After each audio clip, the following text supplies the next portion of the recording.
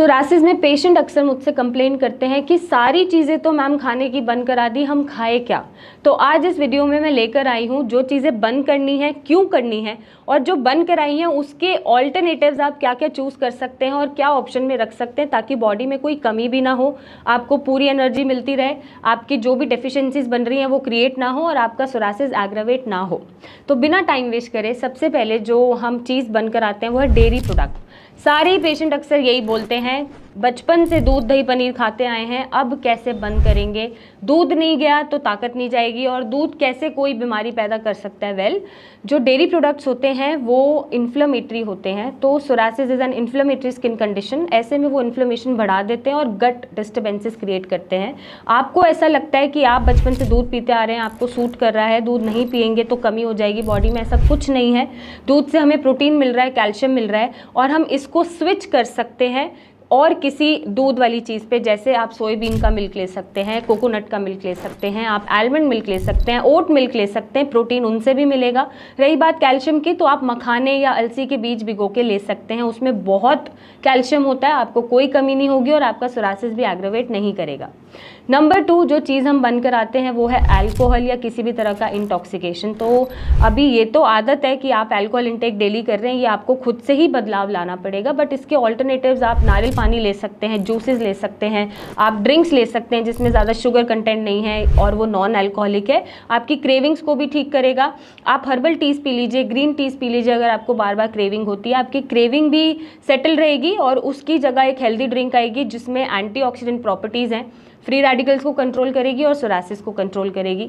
Number 3 जो हम switch कराते हैं वो है नॉन वेजिटेरियन फूड, जिसमें हमारा chicken, mutton, beef, pork, fish, egg ये सब आता है। तो अगर आप बहुत ज़्यादा नॉन वेज लवर्स हैं और आपको सोरासिस आपका बहुत बढ़ रहा है, उस कंडीशन में आपको हर तरीके का नॉन वेज आइटम बंद करना है फॉर अ वाइल। बट जैसे जैसे सोरासिस ठीक होता है तो आप once in a while fish का इंटेक कर सकते हैं अगर आप एलर्जिक नहीं हैं, और अगर आप चाहते हैं आपकी बॉडी में प्रोटीन की कमी ना हो। इसके अलावा जो वेजिटेरियन ऑप्शंस होते हैं जैसे चिकपीज़ हैं, आलमंड्स हैं, वॉलनट्स है, काला चना है, आप उसको भिगो के खा सकते हैं, लेंटिल्स हैं, बहुत सारे प्रोटीन के सोर्सेज हैं जो आपका डेफिशिएंसी नहीं बनने देंगे, ताकत बना के रखेंगे और आपका सोरासिस एग्रावेट नहीं करेंगे, क्योंकि जो एनिमल प्रोटीन है वो टॉक्सिन बनाता है बॉडी में और इन्फ्लेमेटरी होता है। ऐसे में सोरासिस और बढ़ जाएगा, तो उसको एग्रावेट करने से अच्छा है कि आप उसके बेटर ऑल्टरनेटिव्स को चूज़ करें।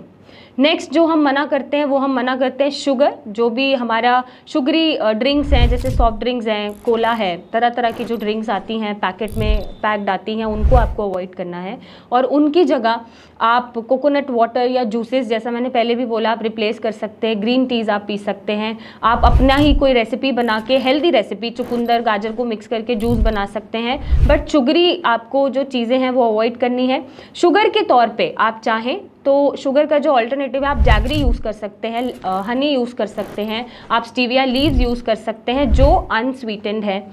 जिसमें आर्टिफिशियल फ्लेवर्स नहीं है, कोई भी प्रिजर्वेटिव नहीं है, तो आप नेचुरल सोर्सेज पे रहिए। ऑल्सो आप फ्रूट ले सकते हैं क्योंकि फ्रूट में नेचुरल शुगर है और नेचुरल शुगर कोई हार्म नहीं करता आपको। आप फ्रूट का एक बोल ले सकते हैं, अपनी क्रेविंग्स को पूरा कर सकते हैं अगर बहुत ज़्यादा क्रेविंग है, बट बहुत ज़्यादा मीठा, बहुत ज़्यादा शुगरी चीज़ें आपको अवॉइड करनी है। नेक्स्ट जो आपको अवॉइड करना है वो है ग्लूटेन। वैसे तो ग्लूटेन में कोई प्रॉब्लम नहीं है अगर आपको सेंसिटिविटी नहीं है तो, बट अगर आप सेंसिटिविटी क्रिएट करते हैं ग्लूटेन खा के, आपको लग रहा है कि सोरासिस बढ़ा हुआ है, रिपोर्ट्स में भी आ गया कि ग्लूटेन से सेंसिटिविटी है, और स्पेशली मैदा जो आपको हर चीज़ में मिलता है, चाहे वो भटूरे हो, चाहे वो बाहर का कोई बर्गर हो, चाहे वो नॉर्मल बन भी हो, उसको आपको रिप्लेस करने की ज़रूरत है। आप मिलेट्स, ज्वार, रागी, बाजरा, इन पे स्विच कर सकते हैं और ग्लूटेन को आप अवॉइड कर सकते हैं, जिससे आपका डाइजेशन भी ठीक रहे और सोरासिस आपका एग्रावेट ना हो और कोई भी अगर एलर्जिक रिएक्शंस बन रहे हैं तो वो कंट्रोल हो जाए। नेक्स्ट आपको जो अवॉइड करने की ज़रूरत है वो है फर्मेंटेड और बेकरी आइटम्स, क्योंकि बेकरी आइटम्स में बहुत सारी चीज़ें ऐसे यूज़ होती हैं जो आपका सोरासिस